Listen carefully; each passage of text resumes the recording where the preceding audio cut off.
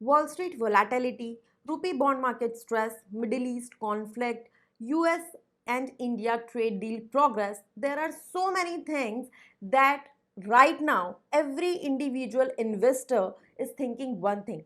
क्या global economy global situation एक upcoming recession का सिग्नल दे रहा है? Is this the good time जब हमें इन्वेस्ट करना चाहिए, और अगर हाँ तो कौन सी एसेट क्लासेस में, या फिर हमें लिक्विडिटी और कैश पे फोकस करना चाहिए? We should sit on liquidity क्योंकि बहुत ज़्यादा अनसर्टेनिटी है, not only in India but overall world wide. तो आज इस वीडियो में हम इस क्वेश्चन का आंसर देखेंगे कि क्या अभी जो वर्ल्ड वाइड सिग्नल्स मिल रहे हैं वो किसी रिसेशन को फ्लैग आउट कर रहे हैं, या फिर स्टैगफ्लेशन को, या फिर वोलेटिलिटी को, and what ever it is वो हम कंक्लूड करेंगे with proper data, facts and figures, and at the end definitely we would strategize our investment strategy कि whatever world throws at us in future हमारे financial goals, हमारी wealth creation journey positively impact हो, negatively नहीं। So definitely for proper understanding I would request you all कि video starting से end तक पूरा देखिएगा, and if you face any challenges, any questions, any queries, तो abruptly अपने इन्वेस्टमेंट डिसीजन लेने के पहले आप नीचे कमेंट करके अपनी क्वेरीज पूछ सकते हैं, या फिर हमें कांटेक्ट कर सकते हैं। हमारी कांटेक्ट डिटेल्स नीचे दी हुई है। Please understand, now is the time जब your decisions have to be really mature. अब वो तुक्का लगाने का या फिर ब्लाइंडली डिसीजन लेने का टाइम नहीं है। अगर आप खुद भी अपने डिसीजंस ले रहे हैं तो do proper due diligence, do proper research, and otherwise consult someone who is expert in the field। आप हमें contact कर सकते हैं, या फिर definitely आप अगर किसी दूसरे investment advisor को जानते हैं तो उनसे consult करके और फिर उसके बाद अपने decisions लीजिए, because definitely now your decisions would matter a lot। Now let's get started with the video। Before that I have a small request, अगर आपको content अच्छा लग रहा है तो प्लीज़ चैनल सब्सक्राइब कीजिए और वीडियो को लाइक एंड शेयर कीजिए। Thank you so much. Now let's get started. Now सबसे पहला क्वेश्चन कि क्या वर्ल्ड एक रिसेशन की तरफ मूव कर रहा है? हम सबसे पहले फैक्ट्स एंड फिगर्स देखेंगे यूएस से रिलेटेड। सो अगर हम बात करें यूएस का GDP growth definitely slow down हुआ है। 1.6% का एनुअलाइज्ड जीडीपी ग्रोथ दिया था Q1 2026 में यूएस ने। नाउ ये अपने आप में एक रिसेशन टेरिटरी नहीं है, बट एक अलार्मिंग सिग्नल डेफिनेटली है। नाउ अगर हम इसमें पॉजिटिव की बात करें, यूएस मार्केट से रिलेटेड पॉजिटिव क्या है, तो यूएस लेबर मार्केट का जो डेटा है that is positive. If you look at it, May 2026 में यूएस ने 1,72,000 जॉब्स ऐड करी है, despite the fact we are talking about generative AI, agentic AI जो जॉब्स ले लेगा। उसके बावजूद यूएस ने जो जॉब ऐड करी है दैट इज 1,72,000, एंड अनएम्प्लॉयमेंट जो है वो 4.3% पे स्टिक रहा यूएस का। So definitely this is positive. अगर हम न्यूयॉर्क फेड्स ट्रेजरी मॉडल देखें तो there are 15% chances of a recession coming in. This was one part of it. अब हम आगे देखेंगे further data. So now part 2 कि जो डॉ जोन्स है वो हमें क्या सिग्नल्स दे रहा है, और अभी जो रिसेंट में गिरावट आई उसका क्या रीजन था डॉ जोन्स की। सो नाउ जून 5 को जो डेटा आया, मार्केट डेफिनेटली 695 पॉइंट्स फेल हुआ, which is 1.35%। S&P fell 2.64%, and Nasdaq dropped 4.18%। Now this is definitely alarming। अब इसका रीजन क्या है और ये क्या कन्वे कर रहा है वो समझते हैं।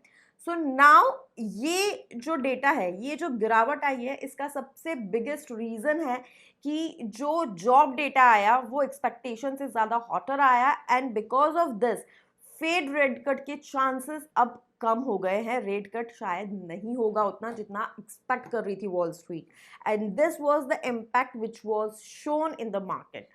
तो अगर हम फियर फैक्टर की बात करें, biggest fear factor right now definitely is middle east conflict, and most importantly oil prices, Brent prices, crude prices.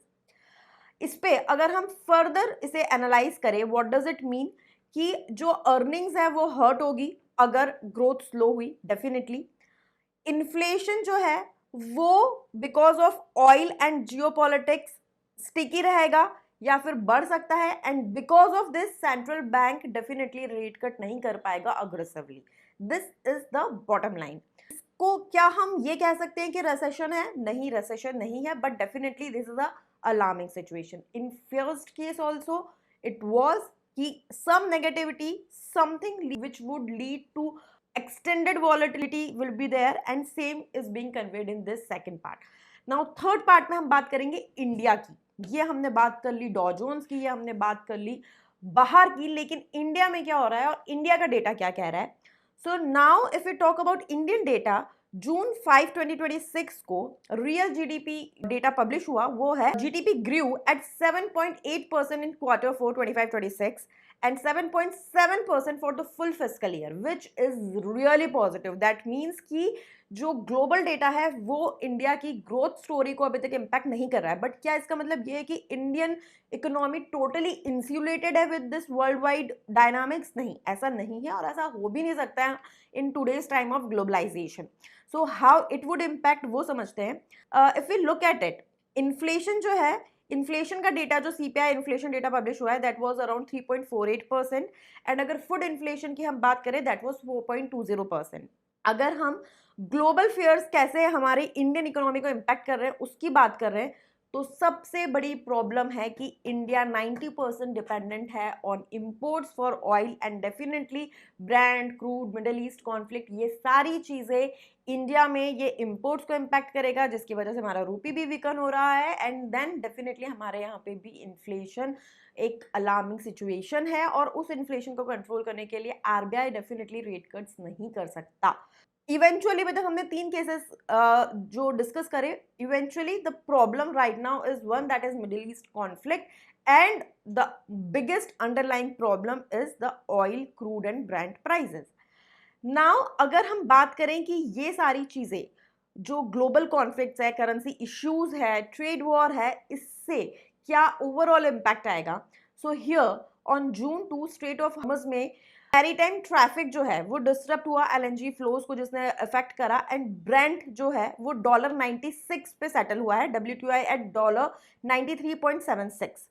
अगर हम OECD मार्च 2026 आउटलुक देखें, so the global growth still is positive at 2.9% in 2026 and 3% in 2027. Now, if we talk about US-India trade deal progress, अभी जो recent data है जून 1 का, उसके हिसाब से the biggest hindrance right now is Section 301 related issues. So yes, progress is there, positive progress is there, but still clarity is not there, and इसलिए उस deal से रिलेटेड जो बूस्ट मार्केट पे आना था वो अभी नहीं आया है. प्लस अगर हम आरबीआई का डेटा देखें, डेफिनेटली एफपीआई इन्वेस्टमेंट्स को लेके आरबीआई ने अपनी पॉलिसी बहुत लिबरल कर दी है. टैक्स जो बहुत टाइम से लिंगरिंग इशू था उसे भी एड्रेस कर दिया है.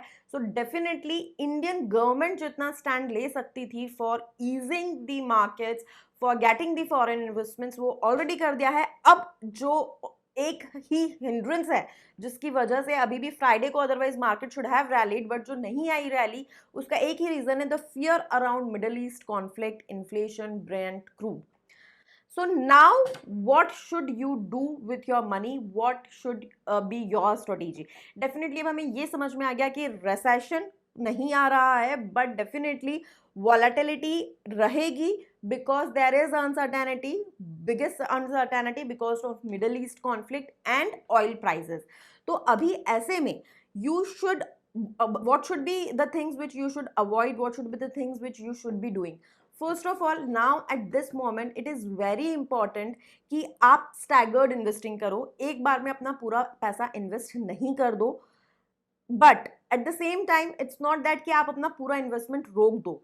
सेटिंग ऑन 100% कैश और liquidity would be a foolishness, क्योंकि सिचुएशंस लाइक दिस, जब किसी एक या दो प्रॉब्लम्स की वजह से वर्ल्ड वाइड करेक्शंस आती है, अनसर्टेनिटी आती है मार्केट में, वही टाइम होता है जब आप एक्चुअली वैल्यू बाइंग कर सकते हो. दीज आर द टाइम्स जब एक तरीके से मॉल में सेल चल रही है. सो आपको डेफिनेटली आउटडेटेड चीजें ना मिल जाए, इसलिए आप अगर 100% अपनी शॉपिंग कर लोगे तो भी शायद गलत होगा, लेकिन आप अगर 100% कैश पे बैठे रहोगे कि अभी शायद सेल में और ज्यादा गिरावट आएगी और सेल आएगी तब हम खरीदेंगे, तो हो सकता है आप अपॉर्चुनिटी मिस कर दो.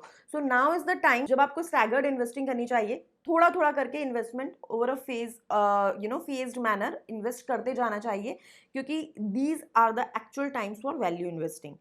But at the same time you have to be very particular now, क्योंकि अब वो बुल फेज नहीं है कि आंख बंद करके कहीं पे भी पैसा लगा दिया और वो बहुत अच्छे रिटर्न्स आपको दे देगा। You have to be very selective, very particular, you have to do proper fundamental. अगर आप इक्विटी में स्पेशली इन्वेस्ट कर रहे हो या फिर म्यूचुअल फंड में भी, डेट में भी, कहीं पे भी कर रहे हो, इट्स वेरी इंपॉर्टेंट कि आप अंडरलाइंग जो एसेट है उसके बारे में, जो पेपर्स है, जो डॉक्यूमेंटेशन है, जो फैक्ट्स एंड फिगर्स है, उनकी प्रॉपर स्क्रूटनी करके, फंडामेंटल्स, फाइनेंशियल्स, टेक्निकल सारी चीजें स्टडी करके एंड देन उसको अपने फाइनेंशियल गोल्स के साथ मैप करके अकॉर्डिंगली अपने इन्वेस्टमेंट डिसीजंस लीजिए। अगर आपके फाइनेंशियल गोल्स बहुत नियर बाय हैं, next 1 year, 2 year, 3 year, then you have to be more careful. अगर थोड़े लॉन्ग टर्म है then you can be a bit liberal. So all these things are to be considered and this is the time जब इन सब चीज़ों की importance बहुत ज़्यादा बढ़ जाती है। डेफिनेटली आपका कोर पोर्टफोलियो इस टाइम पे आपको बहुत स्ट्रांग रखना जरूरी है, डाइवर्सिफिकेशन करना बहुत जरूरी है, प्रॉपर पोर्टफोलियो की हेजिंग करना बहुत जरूरी है, अपनी रिस्क प्रोफाइलिंग के हिसाब से प्रॉपर एसेट एलोकेशन, डाइवर्सिफिकेशन, ये करना बहुत जरूरी है। And at the end of it definitely I would say कि लिक्विडिटी रखना भी जरूरी है। 100% इन्वेस्टेड होना भी इस टाइम पे would not be a smart decision. There's a time when you have to balance your overall approach, be analytical, be vigilant, be careful. I hope कि आपकी इन्वेस्टमेंट जर्नी बहुत अच्छी रहेगी और आने वाले टाइम में आपको बहुत अच्छे रिटर्न्स मिलेंगे। And definitely if you need our help to customized and make your investment strategy, don't hesitate and contact us now. You can book your free RIA consultation, you can get your risk personality done, and whatever you want, we are there to help you. So don't hesitate and please do subscribe the channel and comment below your queries. Thank you so much.